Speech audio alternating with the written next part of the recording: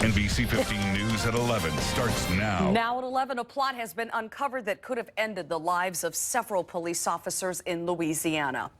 Plus, 2 people have died in severe storms in northern Wisconsin, and another round of thunderstorms could come again today.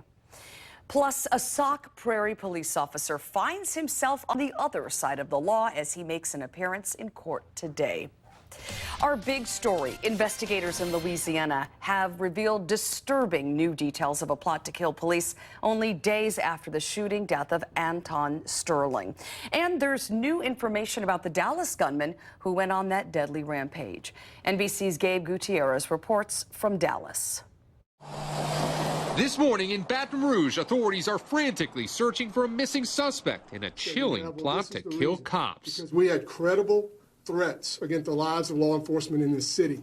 Police called to this pawn shop early Saturday morning for a burglary in progress. Y'all be advised that there are multiple weapons moved around in here. Investigators say 8 handguns were missing. One 17-year-old suspect caught trying to escape, telling police. They were looking for bullets for these particular weapons to kill Baton Rouge police officers. 4 people are now in custody, including a 13-year-old. The worry, one suspect remains at large and 2 guns are missing. Look what happened in Dallas. We can't take anything for granted anymore. One of the weapons used in Dallas by Micah Johnson, according to law enforcement sources, was an AK-74, similar to an AK-47 assault-style rifle.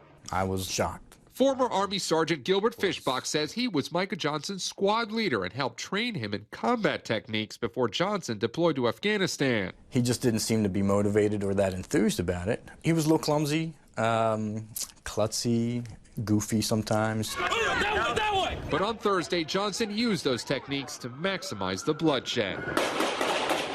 Corporal Brian Shaw and Officer John Abbott are the 2 El Central College officers injured in the rampage. And he shot it, what, 7, 8 times?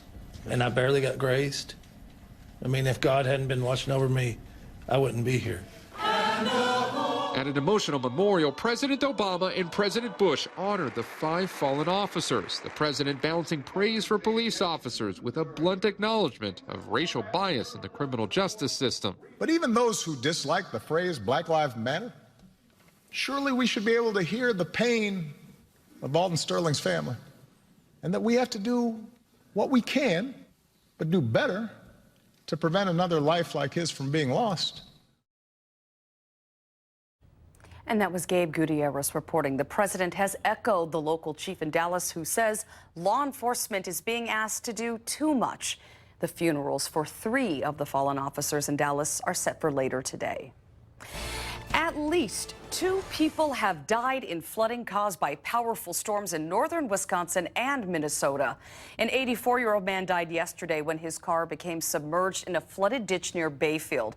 And the Iron County Sheriff's Office posted on Facebook that Montreal firefighter Mitch Koski died.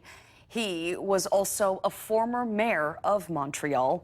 He was reportedly washed away in his car near Saxon Harbor. The National Weather Service, meantime, is forecasting another round of thunderstorms today for northern Wisconsin and Minnesota.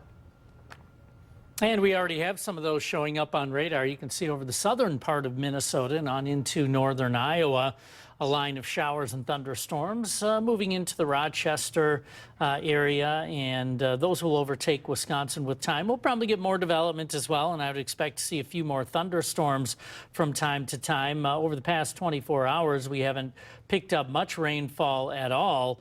And we'll look for temperatures to continue to climb this afternoon. They're already climbing up through the 80s, and we will make our way into the upper 80s this afternoon. Heat index temperature soaring into the mid-90s in many cases across southern Wisconsin. So another hot and humid one coming up, but there is relief on the way, and we'll talk about that coming up in about 10 minutes.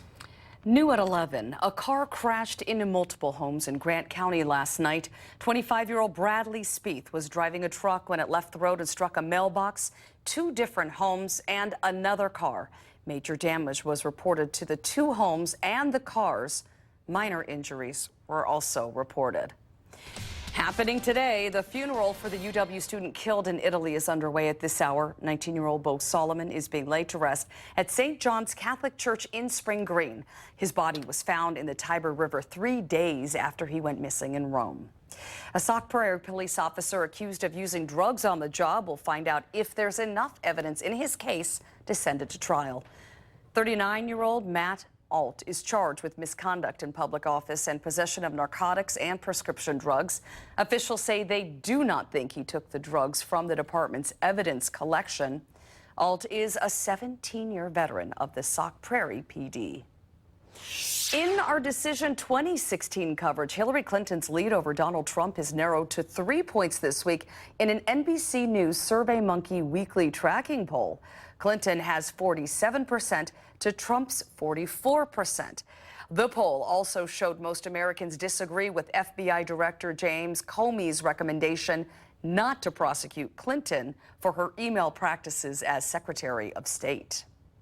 Now, a separate poll from Marquette University Law School will also be released today. It'll show where Wisconsin voters stand ahead of the Democratic and Republican Party conventions.